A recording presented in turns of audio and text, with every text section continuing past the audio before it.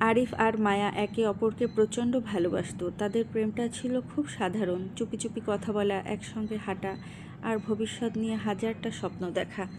মায়া বলতো, তুমি আমাকে কখনো ছেড়ে যাবে না তো? আরিফ হেসে বলতো, তুমি ছেড়ে যেতে বললেও যাব না। কিন্তু ভালোবাসা সবসময় দুজন মানুষের হাতে থাকে না। মায়ার পরিবার তাদের সম্পর্ক মেনে নিল না। আরিফের চাকরি থাকা সত্ত্বেও চাকরিটা স্থায়ী নয়।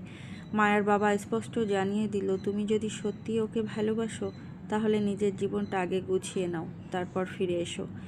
আরিফ প্রতিশ্রুতি দিল, আমি ফিরব। সে শহরে চলে গেল, রাত দিন পরিশ্রম করতে লাগলো। মায়ার সঙ্গে প্রতিদিন কথা বলারও সময় পেত না। তবু প্রতি রাতে একটা মেসেজ পাঠাতো, অপেক্ষা করো, আমি আসব। 1 বছর পর আরিফ ভালো চাকরি পেল। হাতে প্রথম বেতন পাওয়ার পর সে মায়ার জন্য একটা ছোট্ট আংটি কিনল। তারপর ছুটে গেল মায়ার বাড়িতে, কিন্তু দরজায় তালা। পাশের বাড়ির এক বৃদ্ধ বলল, ওরা কয়েক মাস আগে চলে গেছে। আরিফের বুক কেঁপে উঠল। কোথায়?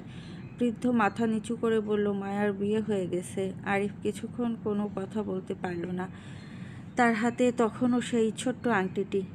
অনেক বছর পর একদিন মায়ার সঙ্গে হঠাৎ দেখা হলো তার। দুজনেই থেমে গেল। মায়ার চোখে পানি। আরিফ মৃদু হেসে বলল, কেমন আছো? মায়া বলল, ভালো, তুমি? আমিও।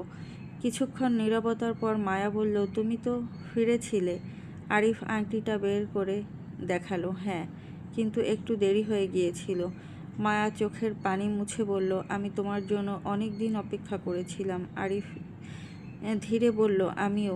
দুজনেই হাসলো। তারপর দুজন দুই দিকে হাঁটতে শুরু করলো। কেউ কাউকে থামালো না, কারণ তারা দুজন বুঝে গিয়েছিল কখনো কখনো সত্যিকারের ভালোবাসা মানুষের কাছ থেকে অনেক কিছু ছিনিয়ে নেয়, বরং সারা জীবন মনে করিয়ে দেয়। একটু দেরি ও কখনো কখনো পুরো একটা জীবন কেড়ে নিতে পারে। যাই হোক, গল্পটা সংগৃহীত, আমার বেশ ভালো লেগেছে পড়ে, তাই আপনাদেরকে জানালাম। আর গল্প করতে করতে এখানে আমার অনেক কাজবাজ প্রায় সারা হয়ে গেছে। খালা এখানে মাছ কাটছে। এটা ছিল নদীর পাঙাশ মাছ। অনেক দিন থেকে তানভীর এই মাছ খেতে চাচ্ছিল। আর মাছ কাটা খুবই কষ্টকর, সেটা তো আপনারা দেখেই বুঝতে পারছেন। খালা খুব যুদ্ধ করে মাছটা কাটছে, তারপরও অবশেষে খালা মাছটা কাটতে পেরেছে। আর আমি এই গল্পের আরও অংশ আপনাদেরকে পড়ে শোনাবো। যদি আপনাদের ভালো লাগে অবশ্যই লাইক কমেন্ট করে জানাবেন।